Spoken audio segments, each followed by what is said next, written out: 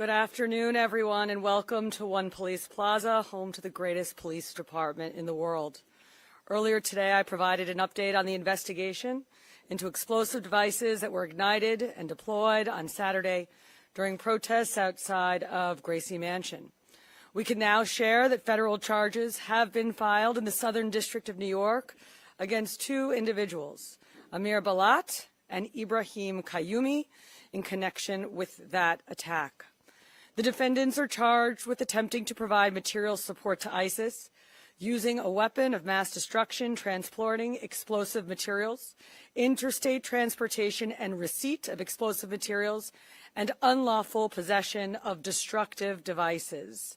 The complaint sets forth the factual allegations supporting those charges. As alleged in the complaint, the defendants were inspired by ISIS to carry out their attack. There should be no confusion about what ISIS constitutes. It is a designated foreign terrorist organization responsible for deadly terrorist attacks across the globe and has taken credit for mass casualty attacks in Europe, the Middle East, and right here in the United States. And as alleged, both defendants have admitted that they acted on Saturday because of ISIS. As Qayyumi was being placed into an NYPD vehicle following his arrest, a person in the crowd asked why he had done this. As shown on NYPD body-worn camera footage referenced in the complaint, Qayyumi responded with ISIS.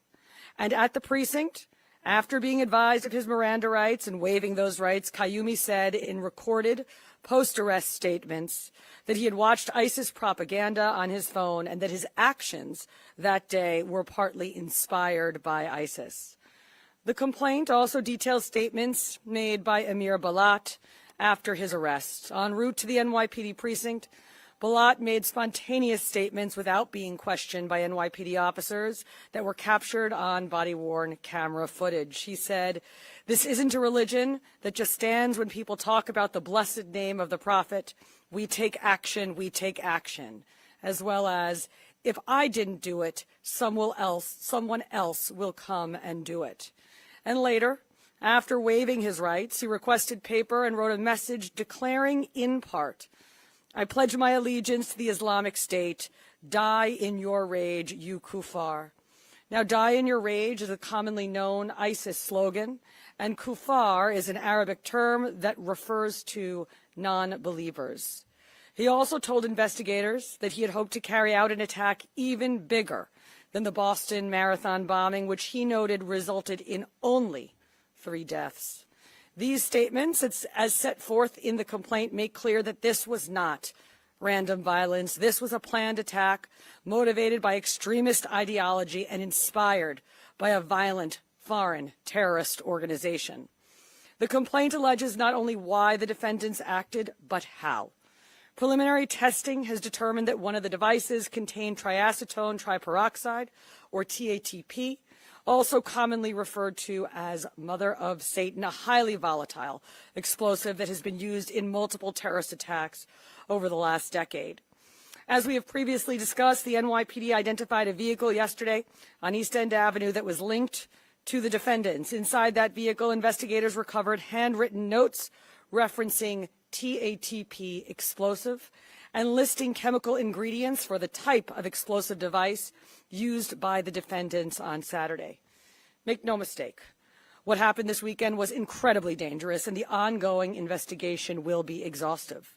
From the first moments of that investigation, the NYPD has been working seamlessly with our federal partners, many of whom have joined us here. In particular, the FBI's Joint Terrorism Task Force, which includes NYPD detectives, working alongside federal agents. They have been at the center of this investigation. Members of the FBI and the Joint Terrorism Task Force, including NYPD task force officers, have executed search warrants at Qayyumi and Balat's residences in Pennsylvania. Another important note, the two defendants arrived in New York City roughly 1 hour before they were arrested. According to our investigation, they crossed the George Washington Bridge with a license plate reader ping at 11:36 a.m. on Saturday, parked in front of 48 East End Avenue between 81st and 82nd Streets at 12:05 p.m., and walked to the protest. They ignited and threw the devices at approximately 12:15 p.m. and were immediately arrested thereafter. I want to thank our great United States Attorney Jay Clayton for his extraordinary partnership, as well as the prosecutors from SDNY for everything that they do, especially for their work on this investigation and their forthcoming prosecution. I also want to thank the FBI, especially James Barnacle, Assistant Director in charge of the FBI New York Field Office, and Rob Cassane, the FBI Special Agent in charge for counterterrorism, as well as the Joint Terrorism Task Force. We are grateful always for the FBI agents and Assistant U.S. Attorneys who have been working around the clock with us since Saturday. Finally, and most importantly, I want to recognize the members of the NYPD who responded on Saturday and in the hours that followed. The officers assigned to that protest who ran toward a lit, improvised, explosive device, the bomb squad technicians who secured and analyzed the devices, the detectives and analysts who worked through the night to develop this investigation, and the countless members of service who helped ensure the security of the people of New York City during a very tense and dangerous situation. The NYPD remains on heightened alert, and our mission is simple, and that is to keep New Yorkers safe.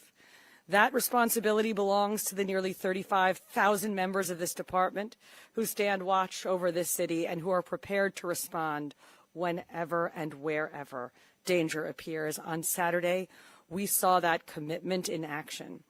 Thank you. Now I will turn it over to our United States Attorney, Jay Clayton.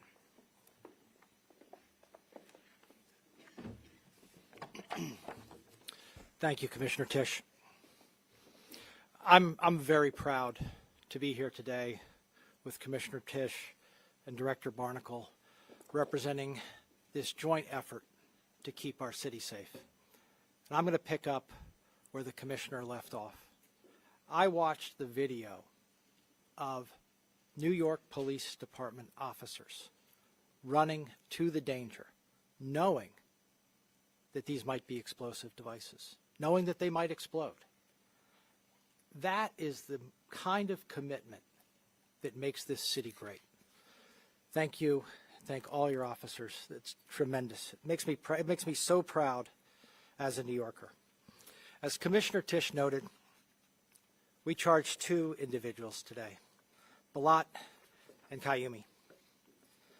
They are charged federally with 5 counts: attempted provision of material support and resources to a designated foreign terrorist organization, use of a weapon of mass destruction, transportation of explosive materials, interstate transportation and receipt of explosives, and unlawful possession of destructive devices.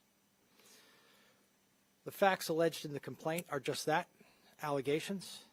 In our great system of justice, they must be proven, and the defendants have the presumption of innocence. Commissioner Tisch did an exceptional job outlining the facts alleged in the complaint. These were ISIS-inspired actions, and it is chilling that they wanted to do something more than the Boston Marathon, more than 3 deaths. Free speech and peaceable assembly are the bedrock of American democracy. But violence is not protected. And it's not protected protest. It's not protected speech. In New York, violence, particularly violence that has a terrorist bent, violence that is meant to chill free speech, violence that is meant to keep us from assembling peaceably, will be met with swift justice.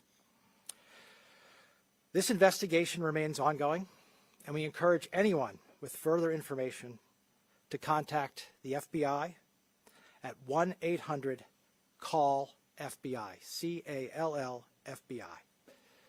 In closing, I want to express my deep gratitude for, again, the NYPD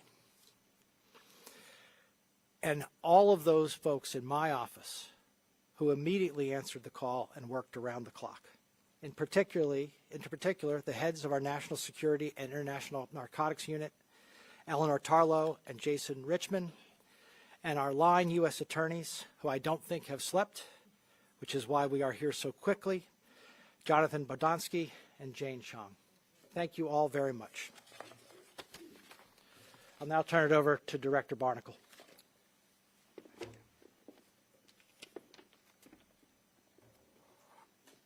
Thank you, U.S. Attorney Clayton. My name is James Barnacle. I'm the Assistant Director in charge of the FBI's New York Field Office. Today, alongside our partners in New York City Police Department and the Southern District of New York, our office has announced federal terrorism charges against Amir Balat and Ibrahim Qayyumi. On Saturday, March 7th, these two individuals allegedly threw one suspicious device and attempted to throw another during a protest outside Gracie Mansion. As the Commissioner noted, if it weren't for the bravery of two New York's finest, we could have had a much more tragic incident. Yesterday, on Sunday, March 8th, a third device was recovered from a vehicle on East End Avenue. Upon careful analysis by NYPD bomb techs and FBI Special Agent bomb technicians, it was determined that these items were improvised explosive devices, IEDs, designed to inflict serious injury and death to those in the vicinity of the intended blast zone. Both subjects have stated they were inspired by ISIS, a designated terrorist organization, to conduct this attack. Balat and Qayyumi sought to incite fear and mass suffering through this alleged attempted terror attack in the backyard of an elected city official. This weekend was just another example of the elevated threat environment we're currently living in. Let me be clear. The FBI will not tolerate those who use violence against targets in New York City to broadcast their terroristic ideologies. This would not have been possible. The outcome we're talking about today would not have been possible without the FBI's New York Joint Terrorism Task Force, led by Special Agent in Charge Rob Hussein, our Special Agent Bob technicians, as well as our partners at the NYPD and the Southern District of New York. I would like to thank Commissioner Jessica Tisch for your department's unwavering partnership, and especially for the bravery of your officers who ran towards danger to protect this city and our residents. Thank you, U.S. Attorney Clayton, for your team's determination to bring weighty criminal charges against these defendants and hold them accountable for the reprehensible actions from this past weekend. Additionally, I'd like to extend my appreciation to the Customs and Border Protection, the Port Authority Police Department, the New York State Police, Homeland Security Investigations, as well as the FBI divisions in Newark, New Jersey, and Philadelphia, Pennsylvania. Those offices assisted us throughout the weekend. The collective efforts across all these agencies, including those who could not join us today, thwarted a potentially devastating day in this city. Rest assured, the FBI and the New York City Police Department remain at the ready to defend the homeland against anyone seeking to harm our community. We're continuing to chase down all leads and tips in this ongoing investigation. As U.S. Attorney mentioned, anyone that has tips out there, we encourage you to call the FBI at 1-800-CALL-FBI, or you can submit your tips online at fbi.gov. Thank you. Turn it over to Commissioner for any questions. All right, so we will now take any questions you have on topic only, please. We will do our best to answer, but as I mentioned at the earlier press conference today, we may be limited in some of the things we can say because we don't want to say anything that will in any way make these fine prosecutors' work more difficult. Thank you, Commissioner. Again, we do on-topic questions. Go to Gloria first. Thank you very much. I hear what you said about what the individuals stated regarding ISIS, but do you have any information yet about whether they were self-radicalized or actually recruited by ISIS? And is there anything you can say about whether they were targeting anything or any person specifically? The mayor said earlier today that it was known this protest was going to take place for about a week. So did they come here specifically to target that group, or were they targeting the mayor, any other group? So we're not going to be able to answer the first question at this time for the reasons I stated earlier. It is clear that they showed up in front of Gracie Mansion for their planned counter-protest in response to the original protest that was planned by a Jake Lang affiliated group. Bloomberg News. Both of these suspects have extensive Middle East travel histories, which may be inconsequential. They both are Middle Eastern. How are you squaring that with this attack? And then secondly, can you just talk about the nature? These are two young men, not even 21, and the nature of radicalization reaching young people. So on the first part of your question, we're not able to answer that at this time, although, of course, as part of our investigation, we are aware of international travel. And I'm going to ask Rebecca Weiner, our Deputy Commissioner of Intel and Counterterrorism, to talk about radicalization of youth. Thank you. Thank you. And this is very much in keeping with a trend that we are seeing among ISIS-inspired adherents, both in the country as well as throughout the West. Younger and younger individuals who are radicalizing and mobilizing to violence. And this is taking place against the backdrop of social media, the dynamics of online culture. It's not limited to ISIS. It's across the ideological spectrum. Younger people mobilizing to violence, something we're tracking very closely. Have any of, Jerika Duncan from CBS News. Had any of these two individuals been arrested before? Do they have any type of record? And how much time are they facing? And if I could get a third question in, can you describe how destructive those devices could have been? How many people could have been impacted if they were successful? So I believe that the two individuals in question do not have criminal histories or criminal backgrounds. And Rebecca, if you could explain more about that IED and TATP specifically and what it was capable of. As the Commissioner mentioned, TATP is highly dangerous and extremely volatile. And the NYPD and FBI bomb squads and bomb technicians did do controlled detonations of the two IEDs from the protest, which revealed a significant explosion. It's really important to note that had these IEDs functioned the way the perpetrators allegedly wanted them to, they could have caused death, destruction, extremely dangerous compound, an extremely dangerous place deployed.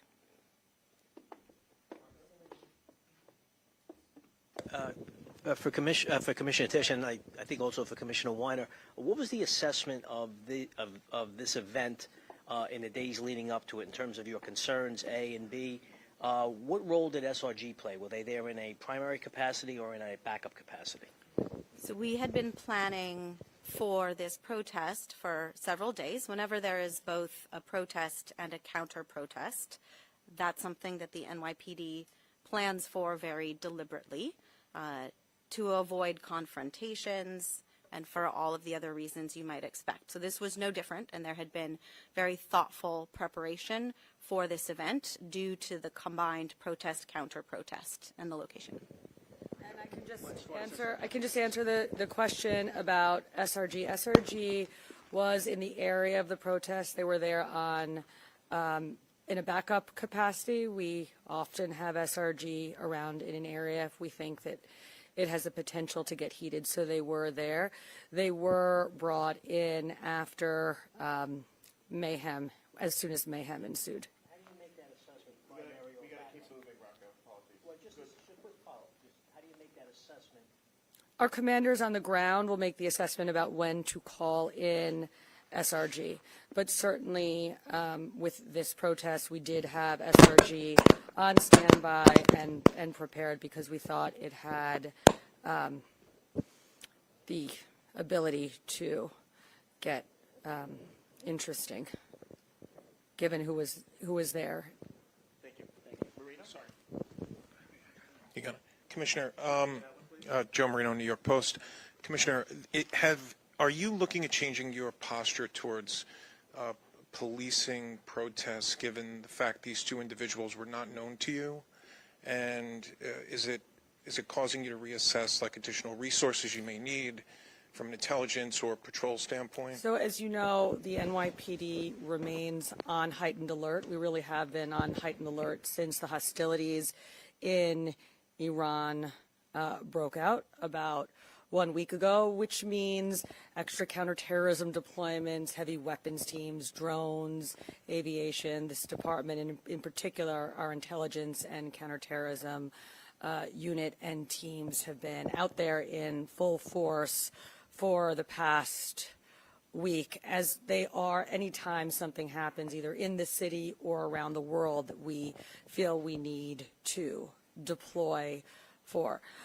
Look, this incident did occur at a protest, but it didn't have to have occurred at a protest. So this doesn't change our posture specifically on protests. The NYPD has been policing protests and ensuring New Yorkers' ability to exercise their First Amendment rights safely and lawfully for decades, but never more so, frankly, than over the past 2.5 years, where we have just seen a huge increase in the number of protests, and our officers, both our community affairs officers, our patrol officers, and our SRG officers are well trained and certainly well practiced at doing so.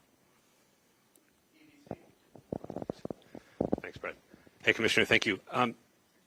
Given the threat picture that you've been outlining, how worrying is it that a couple of guys from Bucks County can just drive into Manhattan with potentially viable devices? Is it alarming, and is there anything you can do to stop it? Go ahead. Thank you. So when we talk about heightened threat environment and when we talk about lone actor threat, this is another incredibly sobering reminder. We had one just a week ago in Austin, Texas. And that's the reason that we surge our personnel, as the Commissioner just mentioned, we've been doing since the onset of the war overseas in Iran for the last 10 days, to harden targets. Of course, some individuals will mobilize to violence without tripping the wires that we extensively set. And in that point, then it is the bravery of our officers who contend with a threat as it's unfolding on our streets, and in this case, incredibly bravely. And I would just add there's a few pieces to this, right? There is our intelligence and counterterrorism operation, and I have to say there is no other city in the world that has an intelligence and counterterrorism capacity quite like the NYPD's. But then, as Deputy Commissioner said, we also have our well-trained officers on the ground doing deployments to catch anything.